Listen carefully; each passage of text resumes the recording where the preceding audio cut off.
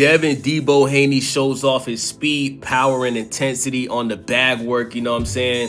And he's letting people know that he's ready for whoever wants to smoke, okay? He's been in negotiations with Rolly Romero for months now. He's trying to get this fight solidified so he can get back in the ring. But Devin Haney is showing people that regardless of who he fights next, he's staying ready, okay? After having his debut fight at 147 against Brian Norman Jr., where he dropped him, broke his nose, took his belt, you know what I'm saying, made him fire his daddy as his trainer.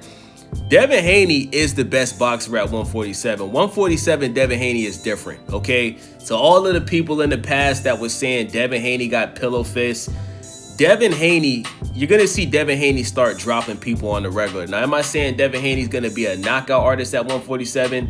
No. But are you going to see a stronger, harder hitting Devin Haney? 100%. 100%. Devin Haney was killing himself to make 135, even to make 140, which is only 4 more pounds. But I think 147 Devin Haney is going to be, I'm not going to say the best version, because I think Devin Haney is going to finish his career at 154, but it's definitely going to be one of the best versions of Devin Haney in the ring. You know what I'm saying? Because he's fighting at a more natural weight. We all know Devin Haney usually fights in the ring at 160 something. So the fact that he only has to lose weight to make 147, you know, it's making him stronger. It's making him more comfortable in the ring. Like, dude is already in fighting shape, bro. Like, if Devin Haney had to fight somebody in 2 weeks, he looks like he's ready to go. You know what I'm saying? So we don't know what's going to happen next. We could potentially get the Devin Haney and Ryan Garcia match next, or we could get Devin Haney versus Rolly Romero. We could possibly get Devin Haney versus Conor Benn. Who knows, man? But we got to get Devin Haney back in the ring. Devin, Brian Norman Jr. has already announced his next fight. You can't have a situation where Brian Norman Jr. is getting back in the ring before you and you whooped his ass, okay? He got a new trainer. He hired Derek James. I'm looking forward to seeing what Brian Norman Jr. does, because I do think he's going to bounce back. I really like Brian Norman Jr. I love the fact that he fired his loudmouth father, who was giving him the worst instructions possible in his corner. And I love the fact that he hired Derek James. And I do see Brian Norman Jr. becoming a champion at 147 again. But listen, Devin Haney had the chance to fight Xander Zayas. He decided not to do it because he tried to make this fight happen with Rolly Romero. Now we got a situation where Zayas is going to fight Jerron Boots Ennis. So, you know, we honestly don't know who Devin's going to fight next. I think the best fight that makes sense is the Ryan Garcia rematch. I think that the rematch would be a totally different fight. Ryan is a champion now. Devin is a champion. It's a unification fight. And I think that makes the most sense. But apparently this whole drug test thing, I guess Devin Haney wants Ryan Garcia to sign up for 365 drug testing if he agrees to the fight. And Ryan Garcia sounds like he doesn't want to do that. And at the end of the day, you know, Ryan Garcia is a champion. He has a big fan base. Ryan can do what he wants to do. You know, if Ryan doesn't want to agree to what Devin is asking for, then he doesn't have to. He can go make a fight with somebody else. So I think what's going to happen next, I definitely think that Rolly Romero is going to be Devin's next fight. I think that's why things have been quiet. I think that PBC and Devin and Bill are just working things out contractually. And I definitely think that's going to be the next fight.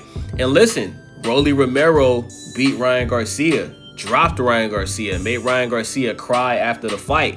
So if Devin Haney can go in there and put a statement on against Rolly Romero, if he can drop Rolly Romero and beat him by unanimous decision, the guy that beat Ryan, that's a statement, bro. That's a statement. So I look forward to seeing what's next for Devin Haney. But it's good to see that he's not taking his time off just eating and just gaining weight and just, you know, drinking alcohol like a lot of these other dudes do. You know, dude is staying focused in the gym, getting prepared for his next fight, and just staying ready for who's ever next. You know what I'm saying? So we definitely need the Devin and Ryan Garcia rematch. I think it'll be the biggest fight in boxing. I think it'll be the biggest fight of the year. And I think that the Devin and Ryan rematch has the potential to sell more pay-per-views than the Ryan Garcia and Gervonta Tank Davis fight, because these guys wouldn't be fighting with a rehydration cause like Ryan did when he fought Tank. And there's a lot of history and bad blood between Ryan and Devin. Ryan tested positive for Ostarine.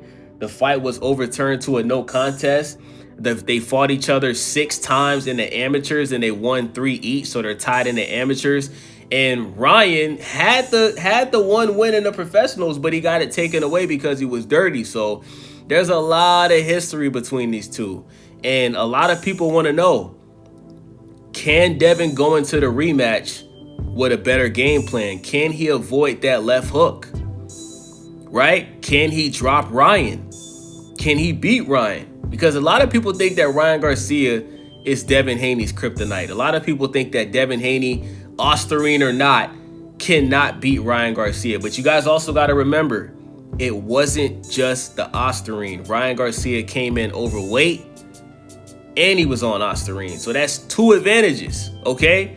So if both guys make weight and both guys are clean, I would love to see how this fight plays out.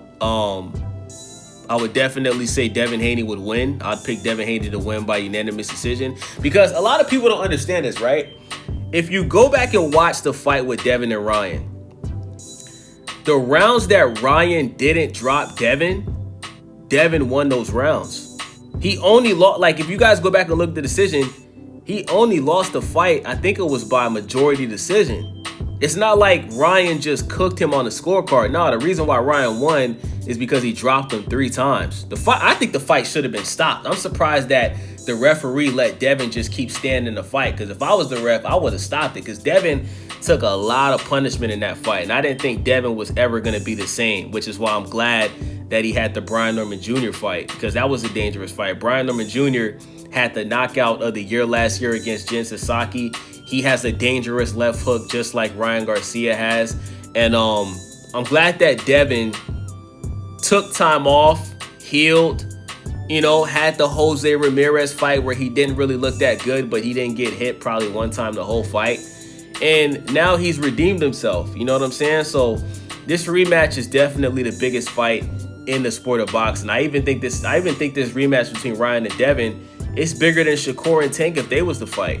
Because I think Devin and Ryan, they got a lot of history together, bro. You know Ryan Garcia's fans are going to show up. You know the Devin Haney fans is going to show up.